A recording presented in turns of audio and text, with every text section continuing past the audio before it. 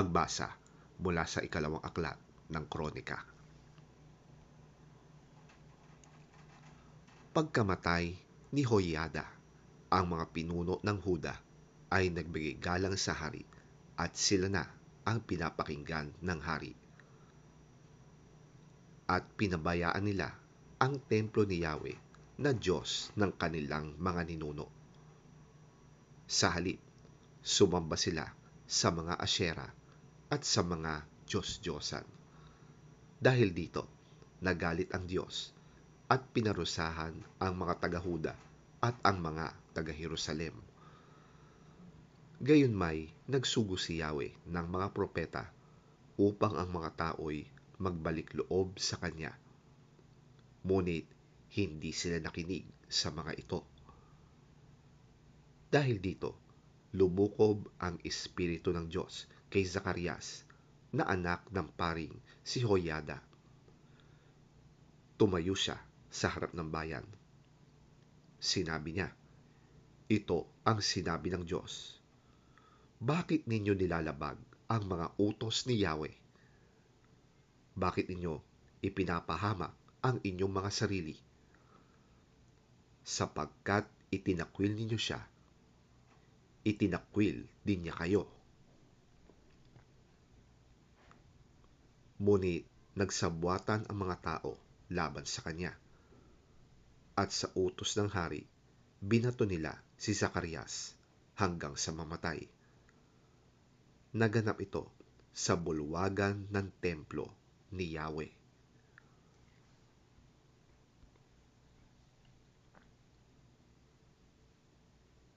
Kinalimutan ni Haring Joas ang kagandahang loob sa kanya ni Jehoiada na ama ni Zacarias. Bago namatay si Zacarias, ganito ang kanyang sinabi, "Bakit sana ni Yahweh ang ginagawa ninyong ito at parusahan niya kayo?" Nang patapos na ang taong yon, si Joas ay sinalakay ng hukbo ng Syria. Pinasok ng mga ito ang Huda at Jerusalem at pinatay ang mga pinuno ng bayan. Lahat ng sinamsam nila'y ipinadala sa hari sa Damasco. Maliit man ang hukbo ng Syria, ay nagtagumpay sila laban sa malaking hukbo ng Huda, sapagkat itinakwil nito si Yahweh, ang Diyos ng kanilang mga ninuno. Sa ganitong paraan, pinarusahan si Joas. Iniwan ng hukbong Syria si Joas na may malubhang sugat. Ngunit pagkaalis nila, nagkaisa ang mga lingkod ng hari na ipaghiganti ang pagkamatay ng anak ng paring si Jehoiada. Kaya pinatay nila si Joas sa kanyang higaan. Siya'y inilibing nila sa lungsod ni David, ngunit hindi sa libingan ng mga hari.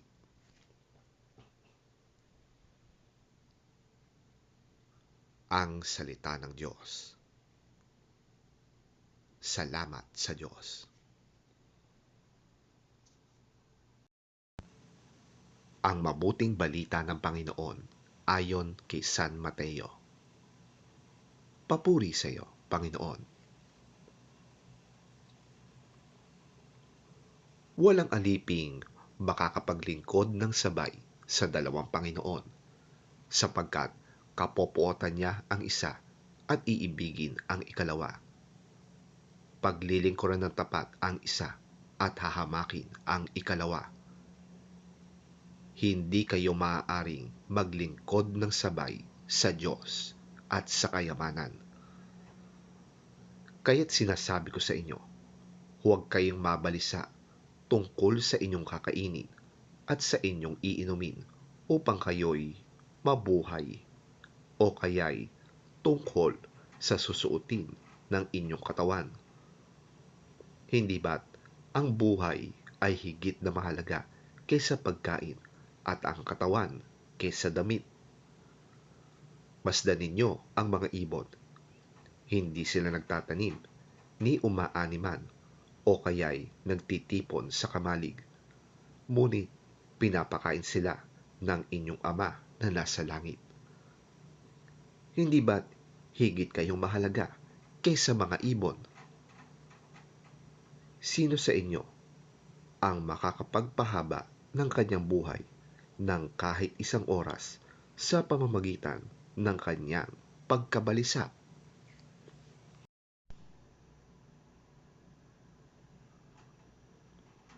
At bakit kayo nababalisa tungkol sa pananamit? Isipin ninyo kung paano tumutubo ang mga bulaklak sa parang. Hindi sila nagtatrabaho ni gumagawa ng damit. Ngunit sinasabi ko sa inyo, kahit si Solomon na napakayaman ay hindi nakapagdamit ng singganda ng isa sa mga bulaklak na ito. Kung dinaramtan ng Diyos ang damo sa parang na buhay ngayon at kinabukasan ay iginagatong sa kalan, kayo pa kaya? Kay liit ng inyong pananampalataya sa Kanya. Kaya't huwag kayong mag-alalang baka kayo kapusin sa pagkain, inumin o damit. Hindi ba't ang mga hintil ang nababahala tungkol sa mga bagay na yan? Alam na ng inyong Ama na nasa langit na kailangan ninyo ang lahat ng yan. Ngunit higit sa lahat ay pagsikapan ninyo na kayo'y pagharian ng Diyos at mamuhay ng ayon sa Kanyang kalooban, at ibibigay niya sa inyo ang lahat ng inyong pangangailangan. Kaya nga, huwag ninyong ikabalisa ang para sa araw ng bukas, dahil ang bukas ang bahala sa sarili nito. Sapat na ang inyong mga suliranin sa bawat araw.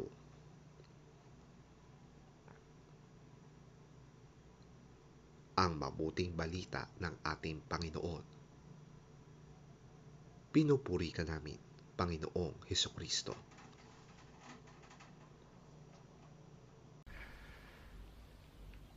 No one can serve two masters. Either he will hate the one and love the other, or he will be devoted to the one and despise the other.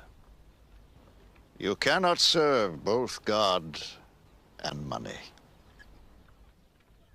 Therefore I tell you, do not worry about your life, what you will eat or drink, or about your body, what you will wear.